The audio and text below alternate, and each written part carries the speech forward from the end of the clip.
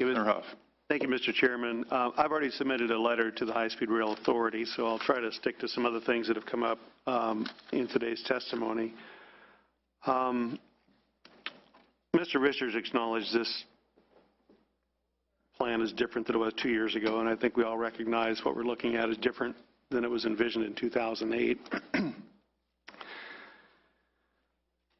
The LAO has said the business plan lacks a complete funding plan for the remainder of Phase 1, and that certainly is of concern. And I'm just making a few comments so we can then get to some questions.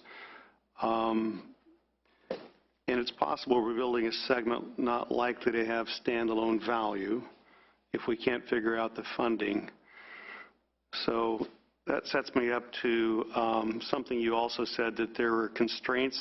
You're working within the difficult constraints of the money that is allocated, whether it's 50% match for the state bond, a timeline from the feds, looking for more funding into Bakersfield. So having said that, it is fiscally restrained. Can we spend the federal money? We have $2.6 billion of the $3.5 that are stimulus money supposed to be spent by September of 17. So are we on track, no pun intended, to spend that money? Yes, sir. Okay. And then you're looking for additional funding, and that's part of your plan to extend, I guess it's sort of an ancillary part, to extend into Bakersfield, where you recognize you'd have more utility if we could get into where the population center actually is, and you have the infrastructure for the passengers and other transit and all of that stuff.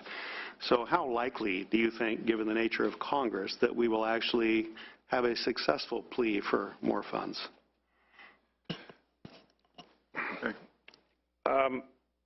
Obviously, that's challenging, Senator. I mean, I would not insult your intelligence by suggesting otherwise. But I would also say that I think we're in a position to have a different conversation with the Congress than we have in the past, particularly if these other things are moving forward and they're seeing private sector interest, which we do see blossoming on this. So I guess I would say we're not embarrassed to have this conversation. And the one thing that, if I might, sir, just respectfully, we wouldn't agree that there is no independent utility for this segment that we're building. We think that it can operate without a subsidy. It will serve, and this is an answer I should have given to Senator Nielsen, one of the reasons for the longer track down to Shafter is that does help serve as the test track. We do need to test these trains at up to 250 miles an hour. We need a long alignment to do that.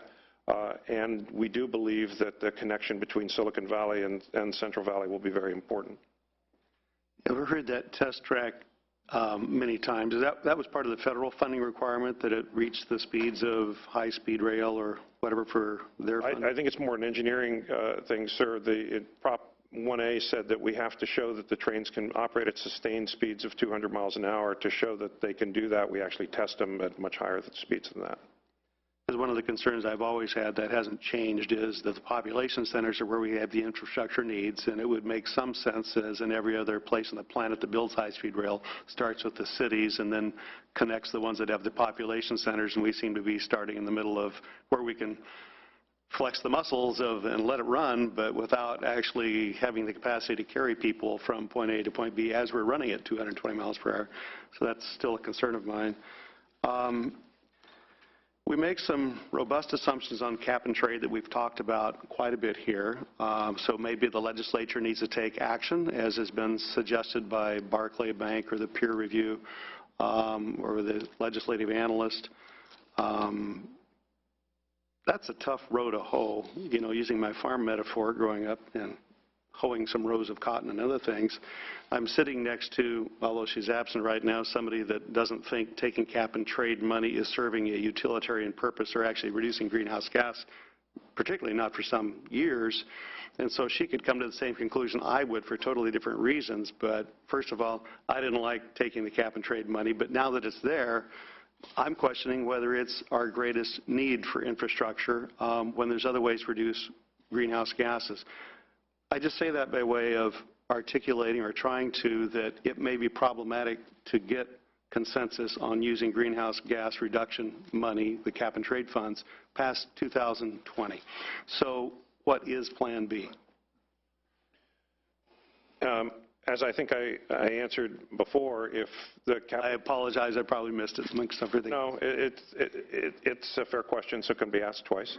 That is that if we go back to Chairman Bell's point, which is that we need to be looking at broader funding opportunities here, whether it's things like the new Federal Transportation Act or whatever.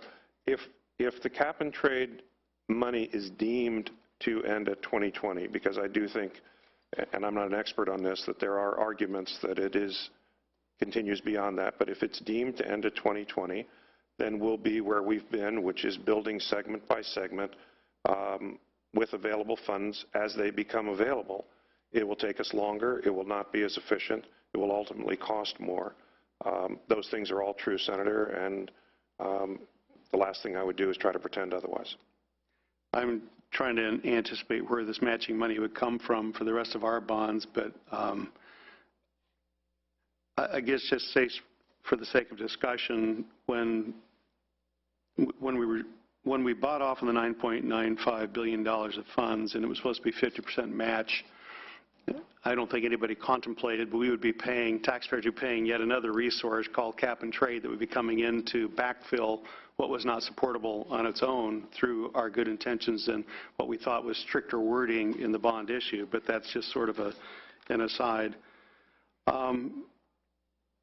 So part of the problem we were running, as I understand, with the initial operating segment running from Central Valley to LA Basin was you have this tremendous cost both in finances and the social costs of where this thing is going to daylight, the tunneling and where it comes out up in, the San Fernando Valley and, whether it's along Santa Clarita as well. But someone made testimony, and I think it was you, that there are some tunneling experts that think we've overstated the tunneling costs. Are they credible? And if so, what kind of range are we talking about? Are we talking de minimis? Are we talking significant? We have some people on our team, Senator, who have been involved in construction of high-speed rail tunnels in Europe, Spanish companies, et cetera, who, and other infrastructure companies. I've heard from 2 or 3 of those now that they believe that with modern tunneling techniques, actually the costs are significantly lower than what we expect, in the couple of $1 billion range. Beyond that, I'm at the edge of my technical expertise, but I have heard that from people who I would describe by virtue of their experience as credible experts. And would they have any capital to back up those recommendations if they could do it cheaper? Well, So what kind of tunnel you're building? If this infrastructure development in our country were done the right way, there would be programs that would essentially find ways to encourage this kind of public-private partnership.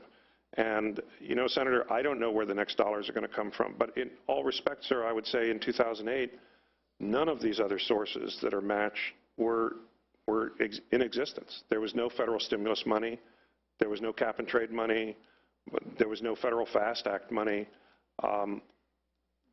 These things do tend to blossom from other places, and yet we moved forward in 2008. There are a lot of great possibilities here. I think Mr. Thompson said something before that was very important about commitment.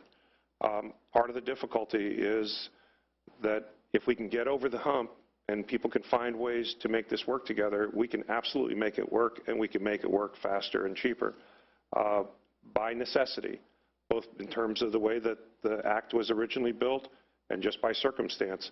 We're doing it piecemeal. That's always going to be more difficult. But we still are very optimistic that this is something that can be achieved. Well, back in 2008, we thought it would be under $50 billion. We thought that there would be outside investment that come in, so this indeed would be the only public investment in it. And we thought it would go from San Diego to Sacramento, and we have a totally different animal starting different places. And while there are still vestiges of the original plan, it's a different plan. And having said that, because of all the things you've said, and I don't begrudge you, you've got a tough job coming in, and there are real fiscal constraints with how you do it in pieces. It would be a lot better if we could just program it from point A to point B and, go out to bid and find the money and get the thing done. But that's not what we're faced with. We do have some real-life concerns that have been raised here today. So I guess the final, it's more of a statement than anything else, but perhaps this is time to repackage this up with what we know now, which is 8 years later, different than what we knew back in 2008, and take it back to the voters and release some of those constraints that we find ourselves burdened with, and see if they still agree with the vision. Bold leadership is a fine thing, but every now and then you got to look around behind you and make sure people are following. In this particular situation, I think last year the governor did a good job of articulating a $58–59 billion infrastructure needs just in our existing state highways. We know we got crumbling water infrastructure and needs more. When we look at our existing stuff, it becomes, if I use my limited resources, and I think we can all agree that resources are limited, although we could have more, we could have less, but they're limited. If we spend it for A, it's a decision not to spend it for B. Is this still our highest priority given what we know now that we didn't perhaps note in 2008?